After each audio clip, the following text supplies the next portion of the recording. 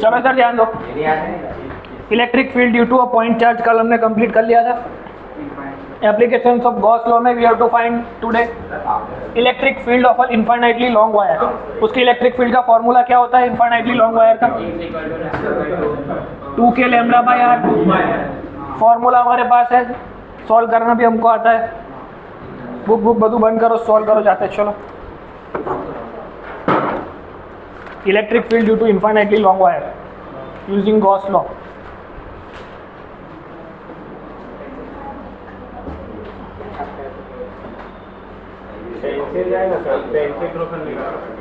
પેલું કોઈ ચોરી ગયું પાછું અહીંથી બોર્ડ સાફ કરવા માટે લાવ્યો હતો। ડસ્ટર ગંદુ કરે છે વાર।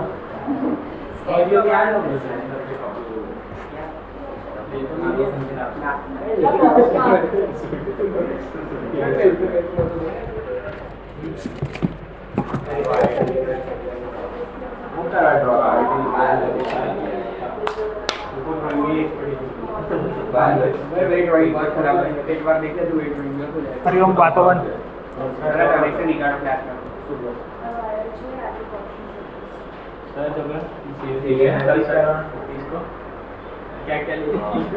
चलो, electric field due to infinitely long wire using Gauss law. Formula तो हमको पता ही है, 2 के लैम्डा बाय आर।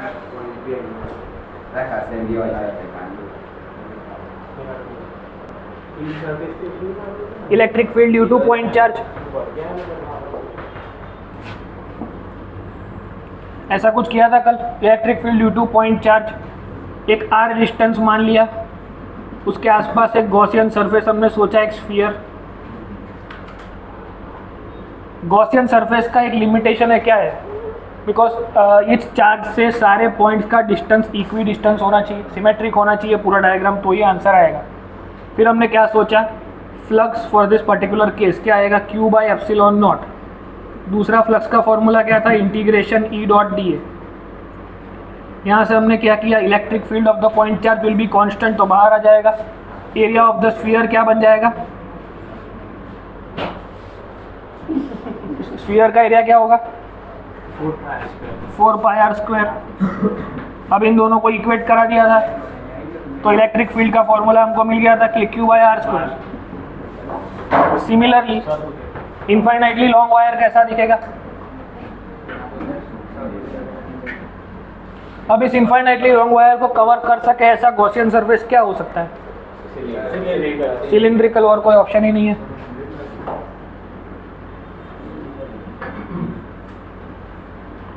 अब इस सिलिंड्रिकल सरफेस के ऊपर electric field due to this charge ढूंढो तो क्या आएगी, ऐसी आएगी, perpendicular to the surface. For this particular case electric field ऐसे होगी और एरिया वेक्टर ऐसे होगा, perpendicularly coming outward the surface. तो इधर 90 डिग्री बनेगा, इधर एरिया और इलेक्ट्रिक फील्ड के बीच में 0 डिग्री बनेगा। तो सिलिंड्रिकल सरफेस के लिए कुछ फ्लक्स बचेगा, लेकिन इन दोनों सरफेस के लिए फ्लक्स नहीं बचेगा। तो फॉर्मूला क्या है, integration E dot D A equal to Q in by epsilon naught.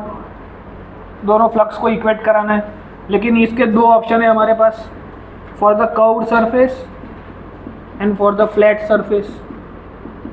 Curved surface के लिए E डॉट ए क्या होता है, दोनों के बीच में एंगल 0 है, तो E ए कॉस 0, तो इधर फ्लक्स मिलेगा। फ्लैट सरफेस के लिए E ए कॉस 90, तो 0 हो जाएगा। तो एक सरफेस के लिए ही फ्लक्स मिलेगा, that will be equal to Q in by epsilon 0। तो जो आंसर आएगा उसको इसके साथ रिलेट कराएंगे। सबसे पहले वायर इनफाइनाइट है, वायर के ऊपर चार्ज कैसा होगा, कंटिन्यूअसली डिस्ट्रीब्यूटेड, तो उसके ऊपर कौन सा चार्ज डेंसिटी होगा, लैम्बडा कूलम पर मीटर। तो Q को अगर लैम्बडा के फॉर्म में लिखना है तो कैसे लिख सकते हैं, lambda is equal to Q by L, तो Q is equal to lambda into L. अब सॉल्व करो, ऑलमोस्ट सब कुछ लिख दिया है बोर्ड पे।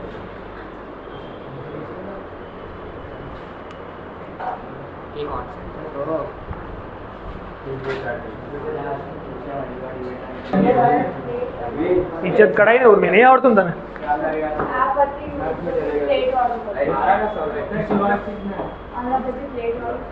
आवड़ी गया वो?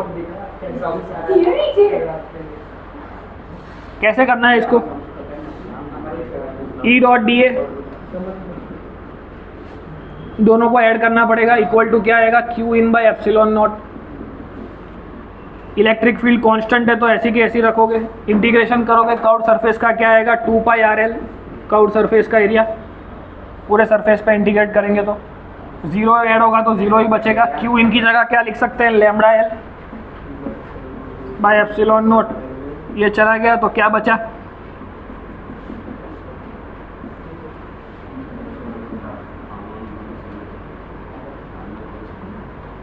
ऊपर नीचे 2 से मल्टीप्लाई करा तो क्या आ जाएगा, K आ जाएगा, तो 2K लैम्बडा बाई R।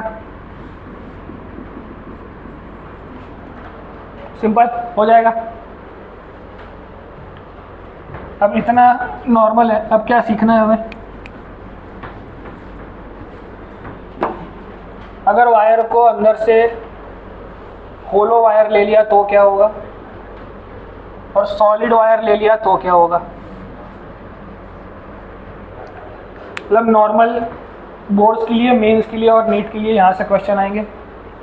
थोड़ा और एडवांस तक जाना है, थोड़ा और अच्छा सीखना है, तो होलो वायर होगा तो क्या होगा और सॉलिड वायर होगा तो क्या होगा, that we have to consider. अब वायर को थोड़ा जूम करके देखो तो ऐसा दिखेगा। अब अंदर से होलो वायर है, बीच में कोई एक्सिस होगी उसकी। सिमिलरली इधर एक और वायर बनाओ, अब ये अंदर से सॉलिड वायर है। अब क्या डिफरेंस हो सकता है सॉलिड वायर और होलो वायर के अंदर?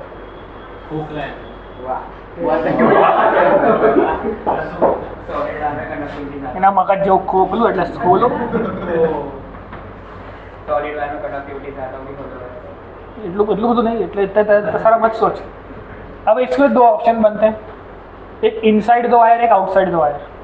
तो electric field inside the wire वो हमें ढूंढनी पड़ेगी, outside the wire can be explain by this same formula 2K lambda by R। तो there will be two option, R less than R, R greater than R। इसके लिए भी दो option बनते हैं, R less than R and R greater than R। अब greater than R के लिए तो दोनों के लिए same option, electric field will be given by 2K lambda by R, इधर भी electric field will be given by 2K lambda by R। तो मेहनत कहाँ करनी पड़ेगी इसके लिए, तो इसके लिए फिर से आप क्या सोचोगे, सिलिंड्रिकल सरफेस, तो सिलिंड्रिकल सरफेस सोचो, फिर उसके लिए फिर से ये सेम केस, कर्व्ड सरफेस और फ्लैट सरफेस के लिए क्या होगा, चेंज कहाँ पे आएगा, इस क्यू के अंदर। वो मैं समझाता हूँ क्या करना है। એટલે એમાં સિગ્મા આવશે, લેમ્બડા આવશે કે શું આવશે એ તમારે પ્રિડિક્ટ કરો। सेम मेथड, कुछ नया करना ही नहीं है। ये डायग्राम मैंने आपको बना के दे दिया, ये फॉर्मूला भी आपको पता है, integration E.dA equal to Q in by epsilon not. तो सेम फॉर्मूला वहाँ पे लगाओ। कर्व्ड सरफेस के लिए कौन सा बचेगा, फ्लैट सरफेस के लिए क्या बचेगा, फ्लक्स। दोनों को ऐड करेंगे तो Q in by epsilon not आना चाहिए। एक करेंट बताए दो, सॉलिड दोनों जाते करो। चलो इधर ध्यान दो। अब इनसाइड द वायर हमें चाहिए, R लेस देन R का मतलब क्या हुआ, inside the wire. Inside the wire कौन सा सरफेस बनेगा, तो भाई सिलिंड्रिकल, बना लिया सिलिंड्रिकल सरफेस। अब सिमिलरली इसके लिए भी इलेक्ट्रिक फील्ड की डायरेक्शन क्या होनी चाहिए, ऐसी होनी चाहिए, एरिया की डायरेक्शन भी ऐसी होनी चाहिए। तो सेम केस अगर मैं इंटीग्रेशन E.dA लिखता हूँ equal to Q n by epsilon 0, Q in मतलब Q net inside the Gaussian surface. अब E.dA के भी दो सरफेस बनेंगे, एक कर्व्ड एक फ्लैट। अब ध्यान से देखो तो अगेन फ्लैट सरफेस के लिए तो फिर से क्या होगा, अगर इलेक्ट्रिक फील्ड होगी तो ऐसे होगी, एरिया वेक्टर ऐसे होगा, 90 डिग्री होगा। अगेन फ्लैट सरफेस 0 हो गया, कर्व्ड सरफेस बचा। सिमिलर कंडीशन इसके लिए बनेगी E.2 पाई RL। एक स्टेप नहीं लिखा है, डायरेक्टली इसको लिखेंगे, समझ में आ रहा है। अब सिमिलरली इसके इक्वल टू क्या होगा, Q in by epsilon not. पर अब Q यहाँ पे कौन सा सरफेस एरिया, लैम्बडा होगा कि सिग्मा होगा, होलो वायर है तो एक सिग्मा होगा। इसके लिए समझ में आ रहा है क्या बोल रहा हूँ, तो सिग्मा लेगो कि लैम्बडा लोगे, लैम्बडा इसके लिए कभी कभी रो ले सकते हैं, पर ये वायर के केस में वायर को 1 डायमेंशन मानते हैं, दैट्स वाई हम लैम्बडा ही लेके चलेंगे। इसमें भी रो लेंगे कब, जब दिया होगा तब, तो समझाऊंगा इसका मैं जब केस आएगा तब। इसमें लैम्बडा लो कि सिग्मा कुछ फर्क नहीं पड़ेगा, तो सिग्मा ले ले बस।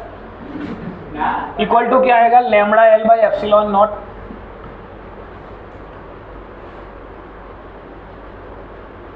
बड़ा बच्चा साचू जी ये lambda L by epsilon naught सही है। Q in by epsilon naught, Q in मतलब क्या हुआ, गॉसियन सरफेस के अंदर वाला चार्ज। अब ध्यान से समझो इधर लैम्बडा क्यों आएगा, बिकॉज ये होलो है, तो all the charge will be lying on side on the surface. समझ में, अंदर तो कोई चार्ज होगा नहीं, तो क्यू इन क्या हो जाएगा, 0, 0 अपॉन कुछ भी क्या हो जाएगा, 0। कल हमने सीखा था electric field due two charges होती है। ये जो इलेक्ट्रिक फील्ड है वो ई नेट है कि electric field of the charges है। इलेक्ट्रिक फील्ड इनसाइड की है कि आउटसाइड की है, कौन सी इलेक्ट्रिक फील्ड है?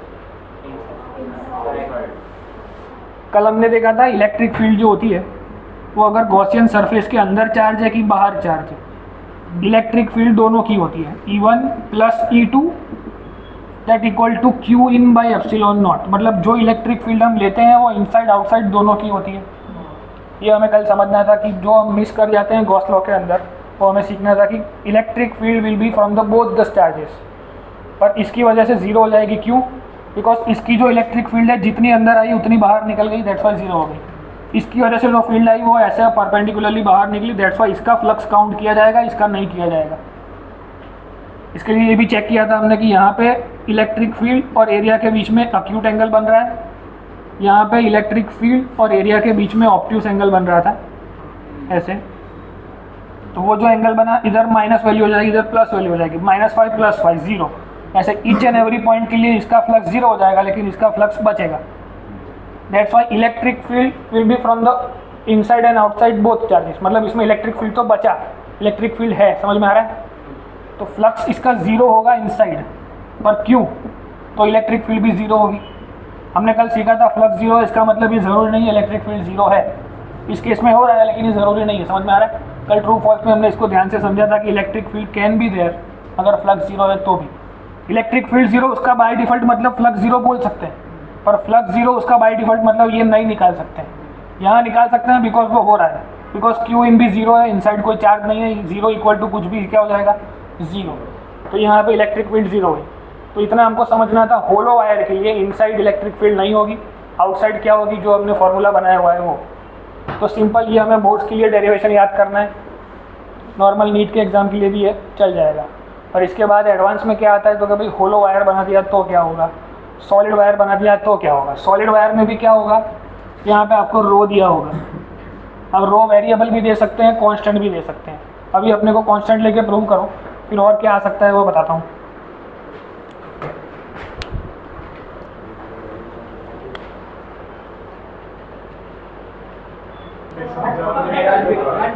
चलो कोई बात नहीं, इधर चालू क्लास में बोल करो। चलो इधर ध्यान दो। अब सॉलिड सरफेस के लिए अगेन क्या करना पड़ेगा, suppose we have given rho coulomb per metre cube. तो सबसे पहले इसको लैम्बडा में कन्वर्ट करना पड़ेगा। कैसे कन्वर्ट करोगे, रो से अगर लैम्बडा में कन्वर्ट करना है तो कैसे करना पड़ेगा हमको। अगर मैं ऐसा बोलूँ lambda is equal to rho into volume, नहीं सॉरी रो इंटू एरिया, तो हो जाएगा। कैसे, कूलम पर मीटर क्यूब और एरिया होगा मीटर स्क्वायर, तो कूलम पर मीटर आ गया, डायमेंशनली करेक्ट है।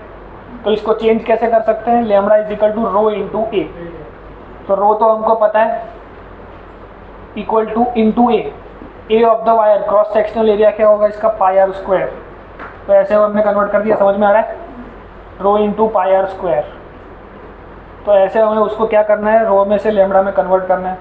तो lambda upon pi R square आ जाएगा, आंसर आ जाएगा, सिंपल। अब करना क्या है, similarly we have to define this again, E dot D A equal to Q in by epsilon naught. फिर से इसके दो ऑप्शन पड़ेंगे, एक सी और एक एफ। अब एक गॉसियन सरफेस कंसीडर करना है, कैसा करोगे, सेम और अब क्या होगा कि चार्ज अंदर भी होंगे कुछ, समझ में आ रहा है? तो electric field will B same outside the sphere, मतलब ऐसे निकलेगी, और एरिया भी ऐसा ही होगा।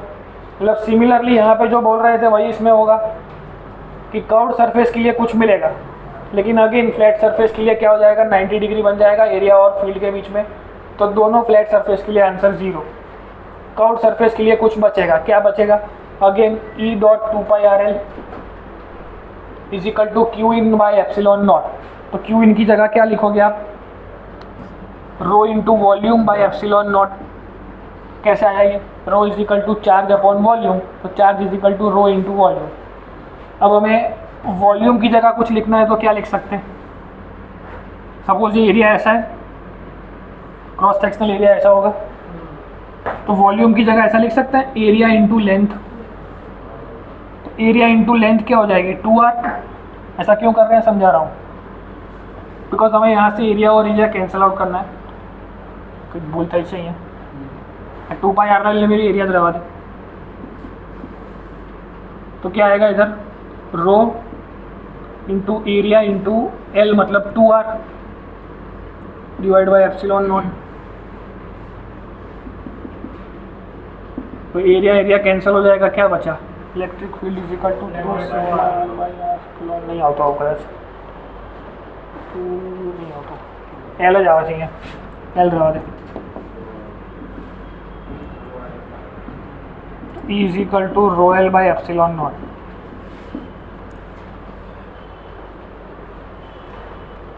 कोई बोलना की रही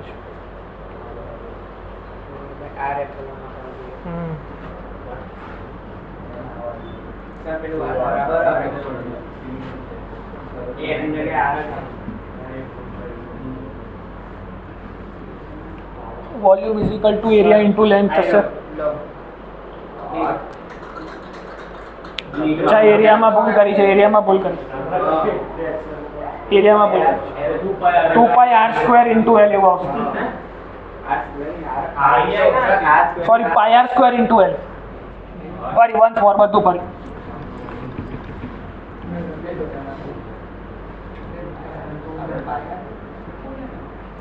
હું બોલ્યો તો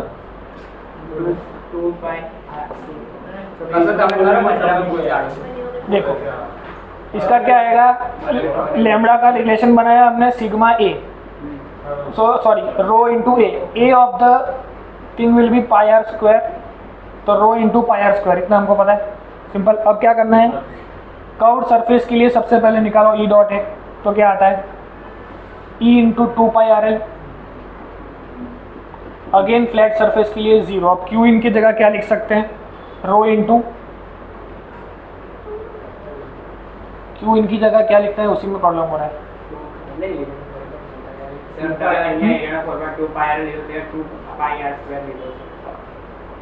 आप πr² आ सरफेस आखो वायर नो, पूरे वायर का क्रॉस सेक्शनल एरिया है, लैम्बडा मतलब कि कितना चार्ज कहाँ पे है, तो पूरे वायर के ऊपर चार्ज है, पूरे सॉलिड वायर चार्ज से भरा हुआ है, समझ में आ रहा है। उस वक्त गॉसियन सरफेस की बात मत करो, हम जब हमको दिया हुआ है तब क्या बोला हुआ है कि लैम्बडा चार्ज इसके ऊपर है, तो इसके सरफेस पे लैम्बडा चार्ज है। इसमें जब बोला हुआ है सिग्मा रो चार्ज दिया हुआ है, तो रो किसके ऊपर दिया हुआ है, पूरे वायर के ऊपर दिया हुआ है, समझ में आ रहा है। तो जब मैं पहली बार लिख रहा हूँ lambda is equal to sigma A, तो पूरे वायर की बात कर रहा हूँ, तो ये क्रॉस सेक्शन किसका हुआ, पूरे वायर का, इसलिए इसकी रेडियस क्या होगी r, that's why lambda is equal to sigma A, और sigma sorry rho into A, rho का रो हो गया, एरिया विल बी πr², तो ये सही बात है। फिर ये किसकी बात करी, electric field from the cylindrical surface of the Gaussian surface, तो E is equal to E into 2πRL plus flat surface E dot A 90 degree 0 हो जाएगा। अब इज इक्वल टू में क्यू इन की बात कर रहे हैं, उसमें प्रॉब्लम आ रहा है, तो रो इंटू वॉल्यूम होगा उसकी जगह, तो वॉल्यूम क्या होगा इसका, अभी हमने सॉल्व किया, rho is equal to charge upon volume, तो charge is equal to rho into volume. फिर वॉल्यूम की जगह हम ले सकते हैं area into length, area will be πr², यहाँ से जो हमने लिया इसका भी अंदर का जो क्रॉस सेक्शन है वो भी πr² विथ स्मॉल r, तो ऐसे उसको ले सकते हैं Q is equal to rho πr² L by epsilon not. अब हो जाएगा, एक r गया, एक L गया, एक r गया, एक L गया, तो electric field will be given by rho pi pi भी जितने से rho R by 2 epsilon not. अब सही है, मतलब एरिया किसका लेना था, क्रॉस सेक्शनल एरिया। पहली बार जब एरिया लिया, ये किसका एरिया लिया, पूरे वायर का, because charge is lying on the whole solid surface. फिर जब हमने लिया एक सिलिंड्रिकल सरफेस, वो है गॉसियन सरफेस। गॉसियन सरफेस का area Q is equal to rho into V. ये कहाँ से आया, because rho is defined by charge distributed over some volume, तो Q equal to rho into V, where we can be subtracted, मतलब उसको तोड़ा जा सकता है A इंटू एल में। तो एरिया की जगह क्या लिख सकते हैं, area of the small cylindrical surface का cross section which is pi R square. तो सब कैंसिल करेंगे तो rho R by 2 epsilon naught answer आएगा।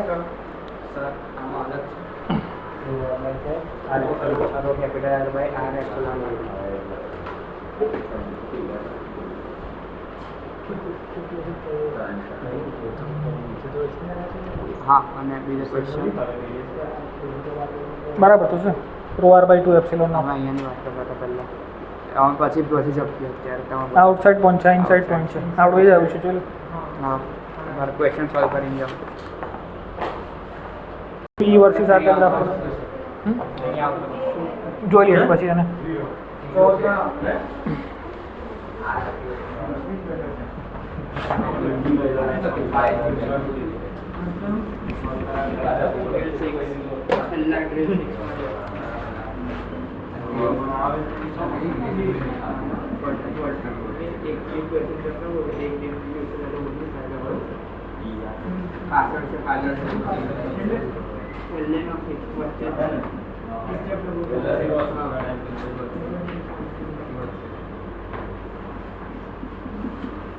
देखो इधर ध्यान दो,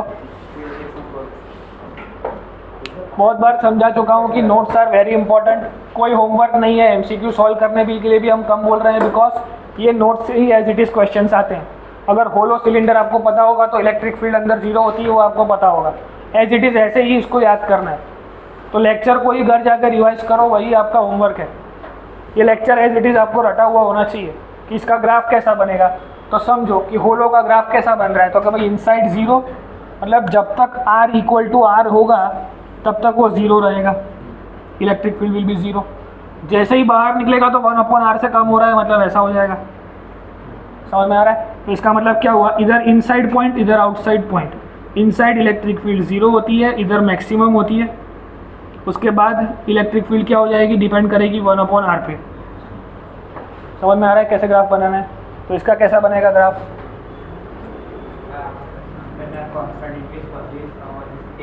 इनसाइड की बात करो तो इलेक्ट्रिक फील्ड डायरेक्टली R पे डिपेंड कर रही है, तो एक स्ट्रेट लाइन बनेगी ऐसे, जितना R होगा उतनी फील्ड होगी। फिर सरफेस पे आ जाओगे, R इक्वल टू R पे आ जाओगे, मैक्सिमम हो जाएगा। R इक्वल टू R पे मैक्सिमम हो जाएगा। फिर अगेन आउटसाइड पॉइंट तो कैसा है, 1/r से डिवाइड हो जाता है, तो आपस ये चलने लगेगी। इलेक्ट्रिक फील्ड 1/r पे डिपेंड करती है, अंदर की तरफ R पे डिपेंड करती है। ऐसा हमने कहाँ किया हुआ है, electric field due to solid sphere में ऐसा कुछ किया हुआ है।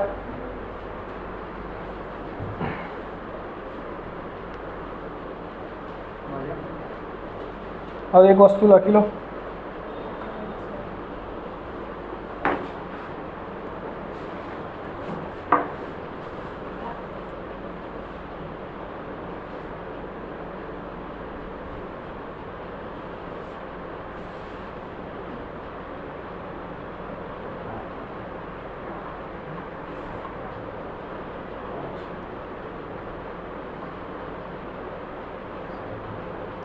अब इसके बाद कौन सी थियरी होनी चाहिए, electric field due to infinitely long sheet.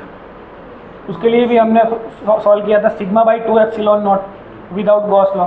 उसमें फिर से गॉस लॉ से सॉल्व करना पड़ेगा, वो करते हैं इसके बाद।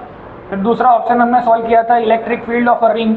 Electric field of a ring का फॉर्मूला क्या था, AQX upon R² plus X² की 3/2। वो इंटीग्रेशन से करना पड़ा था, उसका इससे नहीं होगा। क्यों नहीं होगा, कल हमने डिस्कस किया था Gauss law is valid everywhere, और वो कब चलेगा, एकदम एक्यूरेट सिमेट्रिकल सिस्टम के लिए।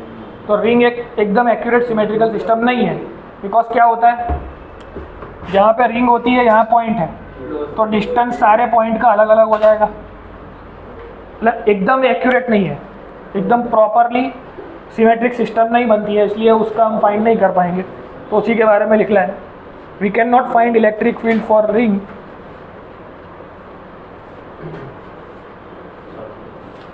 because calculation of electric field using Gauss law is only possible for highly symmetrical cases.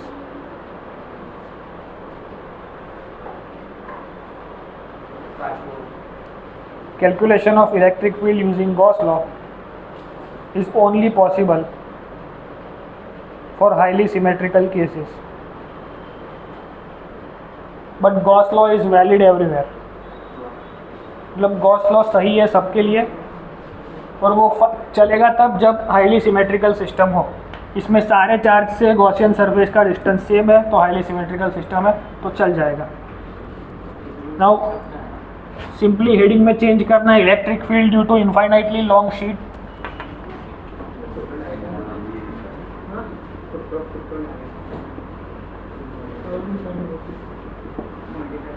इसकी इलेक्ट्रिक फील्ड का फॉर्मूला भी आप सबको पता है क्या होता है. फिर जवाब दो बोलो. Electric field due to infinitely long sheet का आंसर क्या आता है? तो आंसर आपको पता है. सिमिलरली इसी मेथड से उसको प्रूव करना है. सबसे पहले डायग्राम बनाओ. कैसा डायग्राम बनेगा?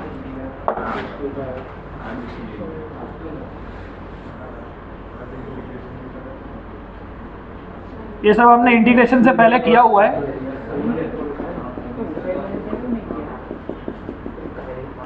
एनसीईआरटी में हमको ये थ्योरी दी हुई है electric field due to infinitely long sheet using Gauss law. इसके लिए गॉसियन सरफेस क्या लेना चाहिए? मतलब क्यूबॉइड ले सकते हैं, सिलिंड्रिकल ले सकते हैं. क्यूबॉइड लेंगे तो भी सेम आंसर आएगा, सिलिंड्रिकल लेंगे तो भी सेम आंसर आएगा, पर we will consider cylindrical because book में वो दिया हुआ है.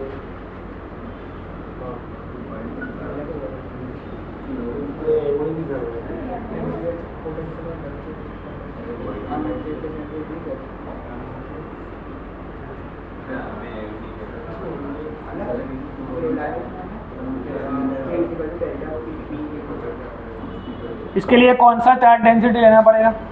Sigma coulomb per metre square. Similarly इसके लिए फाइंड करेंगे तो क्या आएगा? E dot D A equal to Q in dot epsilon naught. Curved surface के लिए क्या होगा? इसके लिए अगर इलेक्ट्रिक फील्ड होगी तो ऐसी होगी, इधर भी ऐसी होगी, और कर्व्ड सरफेस के लिए क्या होगी तो इलेक्ट्रिक फील्ड ऐसे होगी और एरिया ऐसा होगा perpendicularly coming outward the surface. तो इसके लिए क्रॉस हो जाएगा, ट्विस्ट हो जाएगा. फ्लैट सरफेस के लिए फ्लक्स बचेगा और कर्व्ड सरफेस के लिए फ्लक्स नहीं बचेगा. तो कर्व्ड सरफेस के लिए 0. इसके लिए क्या बचा? 2EA. इस तरफ भी EA बचा, इस तरफ भी EA बचा, दोनों को ऐड करेंगे 2EA. सिमिलरली इसमें डाउट कहाँ आएगा? क्यू इन को कैसे लिखेंगे? Charge inside the particular Gaussian surface, sigma A. Logically देखो, sigma A by epsilon naught, area cancel हो जाएगा, तो E इक्वल टू क्या आया? Sigma by 2 epsilon naught. Simple boards में पूछे तो डेरिवेशन भी हमको आएगा.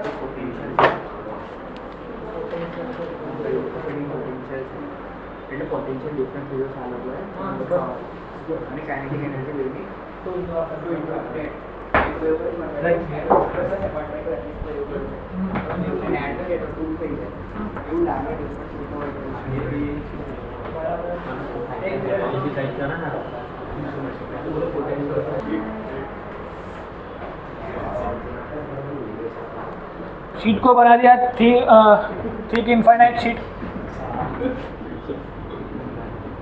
ऑफ डिस्टेंस d, मतलब इसकी थिकनेस को d मान लो, ये उसकी एक्सिस.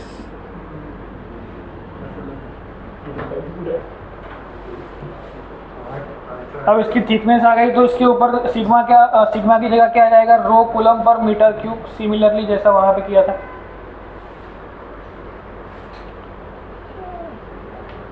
एक गॉसियन सरफेस सोचना पड़ेगा. सिमिलरली इसके अंदर क्या सोचना पड़ेगा? Similar Gaussian surface, cylindrical. But inside outside तो फॉर्मूला वही रहेगा, अपने को इनसाइड के लिए काम करना है।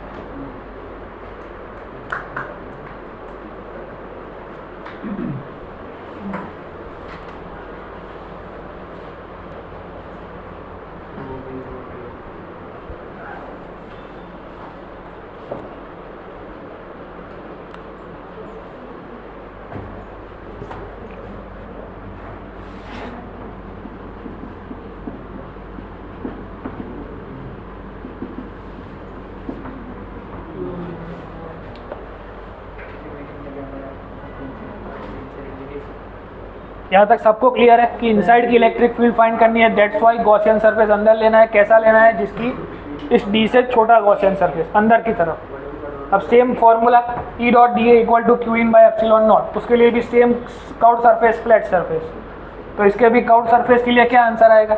0। और फ्लैट सरफेस के लिए इलेक्ट्रिक फ्लक्स बचेगा, तो कर्व्ड सरफेस का 0, फ्लैट सरफेस का बचा तो कितना बचा? 2EA।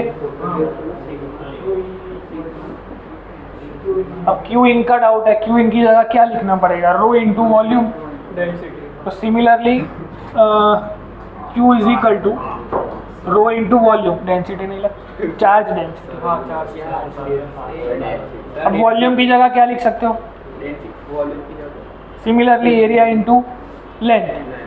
और अब लेंथ कितनी होगी इसकी? 2R। मिसमैच कहीं गलू।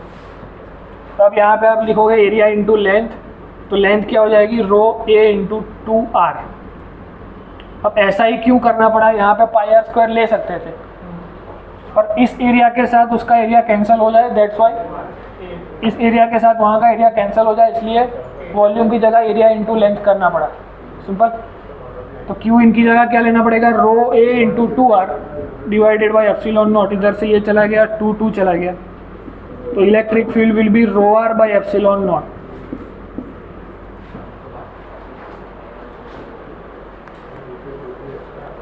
ठीक इनफाइनाइट शीट के इनसाइड इलेक्ट्रिक फील्ड क्या होगी? तो ये होगी। इसके लिए भी ग्राफ बना लो, सेम ग्राफ बनेगा।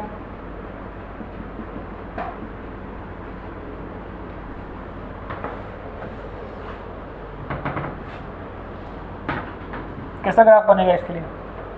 सेम पे लाइना जो इनसाइड अलग, ऐसा। आउटसाइड तो आर पे कोई डिपेंडेंसी नहीं है, तो इनसाइड के लिए इलेक्ट्रिक फील्ड आर पे डिपेंड करती है। आउटसाइड के बारे में वी कैन नॉट कमेंट कर सकते हैं। वैसे सिग्मा की जगह क्या लिखोगे? क्यू बाई ए, तो डिपेंड करेगा वापस इनवर्सली।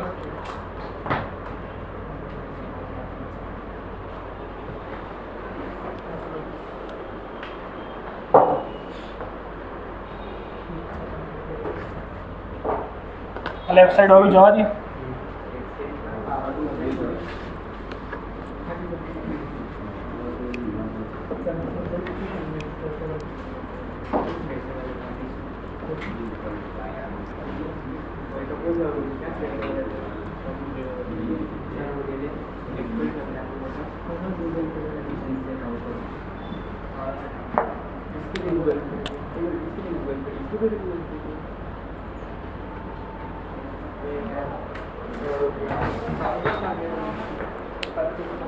मटेरियल साइंस का थोड़ा डिस्कशन कर लेते हैं। कंडक्टर, इंसुलेटर और क्या होता है मटेरियल्स। 3 टाइप के मटेरियल होंगे।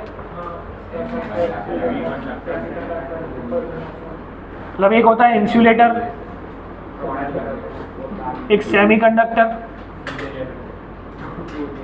और तीसरा कंडक्टर।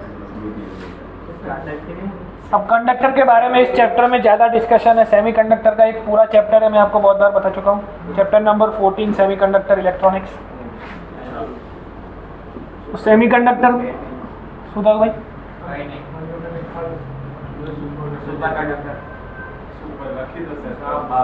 ऐसे तो एक बुद्धिमान कंडक्टर भी होता है। ये भविष्य में आवश्यक अत्यार प्रेडिक्ट ना करें, शांति रख। तो इंसुलेटर, सेमीकंडक्टर और कंडक्टर का बेसिक मीनिंग क्या होता है? कैंप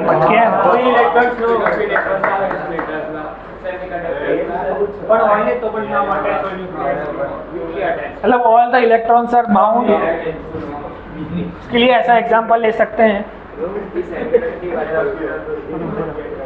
हाँ। बस वे भाई क्या है सर?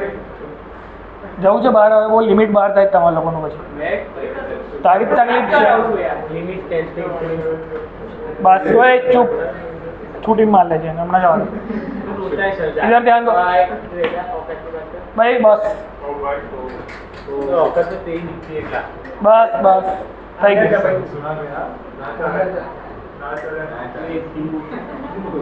ना बगाड़ाऊ मारा पारी ना करो बस वही बस इधर ध्यान दो।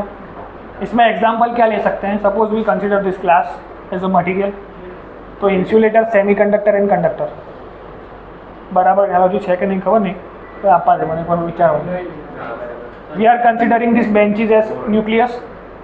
तो सपोज इंसुलेटर ऐसा है कि सारे स्टूडेंट्स को अगर हम बेंचेस के साथ परमानेंटली बांध दें या कुछ लगा के चिपका दें तो क्या होगा? They will not move inside the class. समझ में आ रहा है? तो all the electrons are bound. फिर सेमीकंडक्टर में क्या होगा? कुछ को बांध दे, जैसे ऐसे नप्पट लोगों को बांध दे ताकि वो लोग बाहर ना निकल पाए। और कंडक्टर में क्या होगा? All the electrons are free to move but inside the material. Simple. तो ये बैठ गई, चलेगा, कोई इश्यू नहीं। तो इसमें लिख लो इंसुलेटर के अंदर all the electrons are bound. Bound मतलब वो लोग नहीं मूव कर पाएंगे। सेमीकंडक्टर में some are free and some are bound. और कंडक्टर के अंदर all electrons are free to move inside the material. Basic idea सिर्फ तीनों का लिख लो।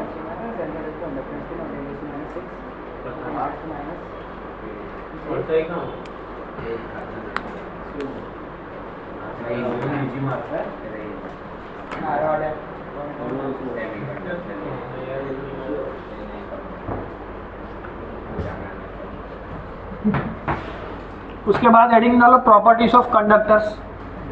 इस चैप्टर में कंडक्टर्स के बारे में डिस्कशन करना है। सेमीकंडक्टर का अलग चैप्टर आएगा।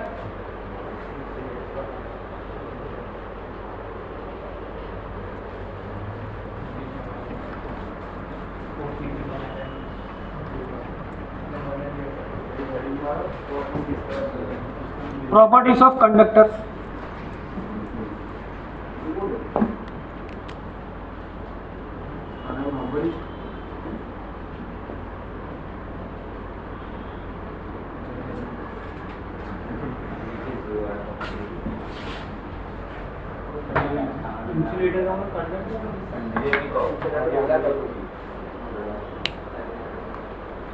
अब if we place a neutral conductor, what do we mean by neutral conductor? एक न्यूट्रल स्फीयर की बात करी थी हमने जब कूलम्स लॉ पढ़ रहे थे कि चार्ज एक कैसी क्वांटिटी है? क्वांटाइज्ड, मतलब full number of integer number of charge can be move from one place to another place. तो एक न्यूट्रल कंडक्टर हमारे पास है। अब इस न्यूट्रल कंडक्टर को हम एक्सटर्नल इलेक्ट्रिक फील्ड में रखते हैं तो क्या होगा?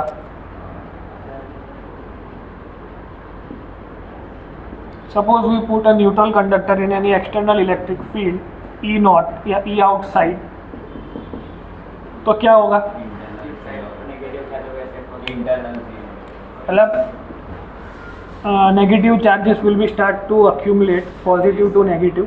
तो इस तरफ सारे नेगेटिव आ जाएंगे, इस तरफ सारे पॉजिटिव आ जाएंगे। तो इनसाइड इलेक्ट्रिक फील्ड कैसी बनेगी? इस तरफ बनेगी ऐसी। मतलब inside electric field will be induced such that कि एक्सटर्नल इलेक्ट्रिक फील्ड को नलीफाई करके क्या हो जाए? ज़ीरो हो जाए। अब ऐसी कंडीशन में ये सबको सब पता है क्या हो रहा है। तो किसी भी कंडक्टर को अगर एक्सटर्नल इलेक्ट्रिक फील्ड में रखेंगे तो अंदर चार्जेस ऐसे इंड्यूस होंगे कि वो अंदर एक और इलेक्ट्रिक फील्ड बनाए।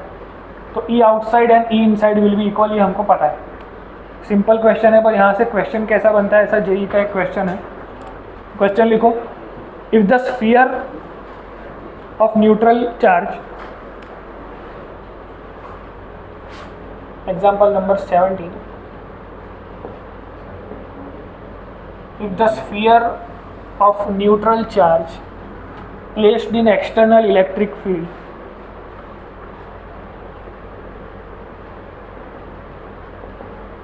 E is equal to E naught I cap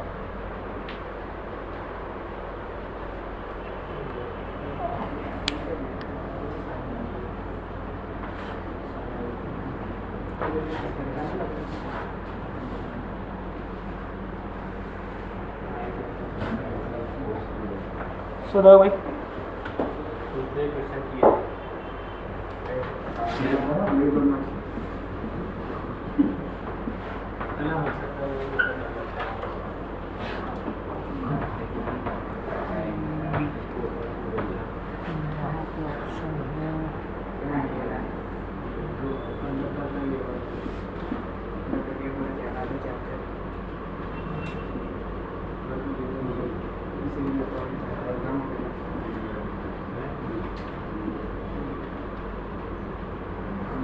क्या आंसर लग रहा है, क्या होगा? बी के डी। कॉमन सेंस ये कहती है कि ए और सी तो नहीं आएगा। किसी को कोई डाउट? ए और सी विल बी एलिमिनेटेड नॉर्मली। क्यों? बिकॉज हमने क्या प्रॉपर्टी सीखी कि अगर किसी भी कंडक्टर को एक्सटर्नल फील्ड में रखा गया तो अंदर अपोजिट फील्ड बन जाएगी, तो अंदर फील्ड नहीं होनी चाहिए। इसमें अंदर फील्ड है दोनों में, तो ए और सी तो आंसर नहीं होगा। अब बी और डी में से कौन सा आंसर हो सकता है मोस्ट प्रोबेबल? बी वाला करना है। डी क्यों डी होगा?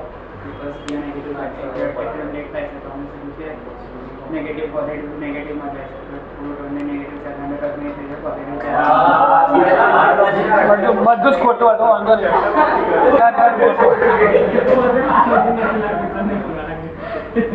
देखो रियलिस्टिक डायग्राम बनाओ।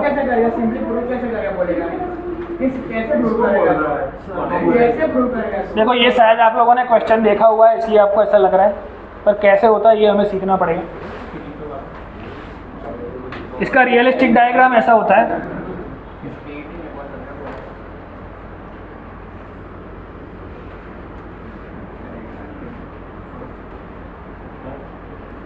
सुधा भाई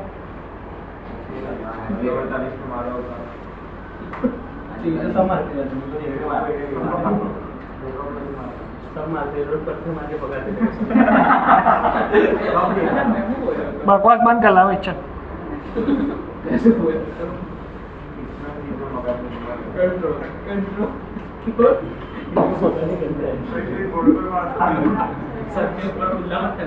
तो रियलिस्टिक डायग्राम ऐसा होगा। क्यों? बिकॉज जैसे ही एक्सटर्नल इलेक्ट्रिक फील्ड देंगे तो अंदर दूसरी इलेक्ट्रिक फील्ड बन जाएगी। इंड्यूस चार्ज मतलब क्या हुआ कि बाहर की इलेक्ट्रिक फील्ड की वजह से चार्ज का इंडक्शन हुआ, मतलब charge will accumulate such that कि वो बाहर की इलेक्ट्रिक फील्ड को एलिमिनेट करे। तो अक्यूमुलेट होने के बाद कुछ भी थोड़ी भी इलेक्ट्रिक फील्ड बची होगी तो फिर भी चार्ज मूव करेगा।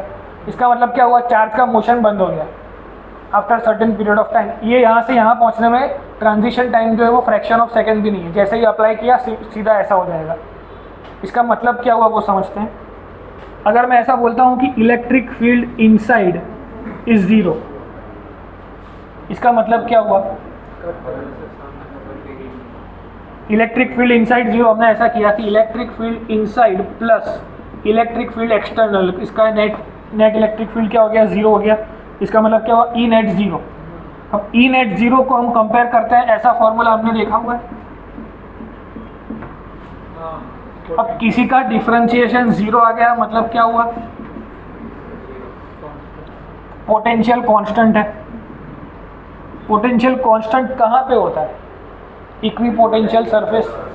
तो ये टेम्पररी क्या बन गया? Equi potential region. ये आपको समझ में आना चाहिए कि after putting a neutral conductor inside a electric field it will become temporary equi potential region. और इक्वी पोटेंशियल रीजियन और इलेक्ट्रिक फील्ड में एंगल कितना होता है? Perpendicular. That's why electric field कैसे निकलेगी? परपेंडिकुलरली। समझ में आ रहा है? तो पहले ये सब ड्रॉ कर लो, फिर 3 नोट लिखते हैं।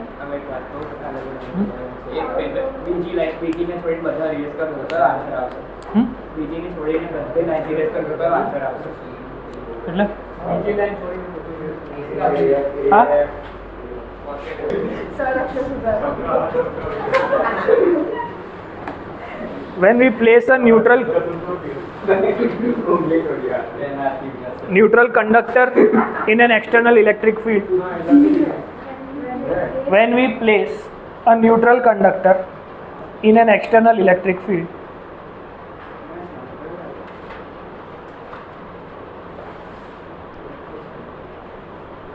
then charges arrange themselves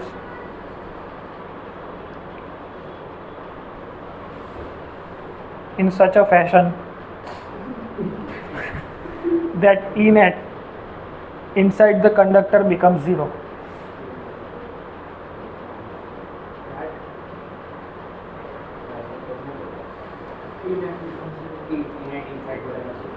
उसमें क्या लिखना है?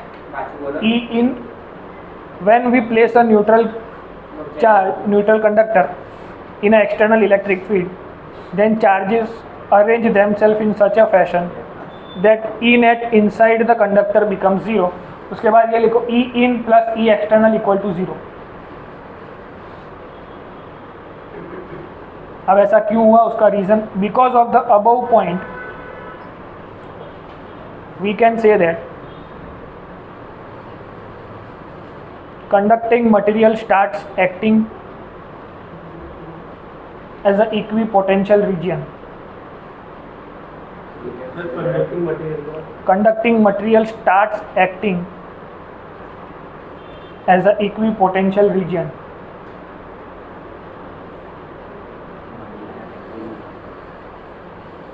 कंसेप्ट वाइज ज़्यादा इंपॉर्टेंट क्वेश्चन है कि इक्विपोटेंशियल रीजन किस केस में देखने को मिलता है कंडक्टर में.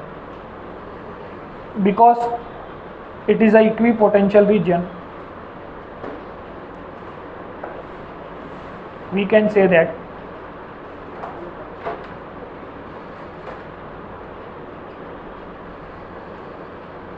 electric field lines terminates and originates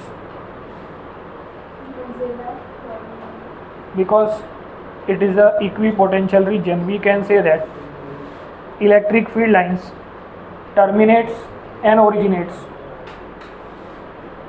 perpendicular to the surface.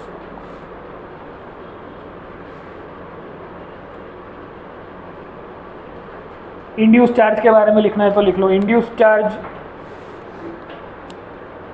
is an adjustment of charge due to external electric field.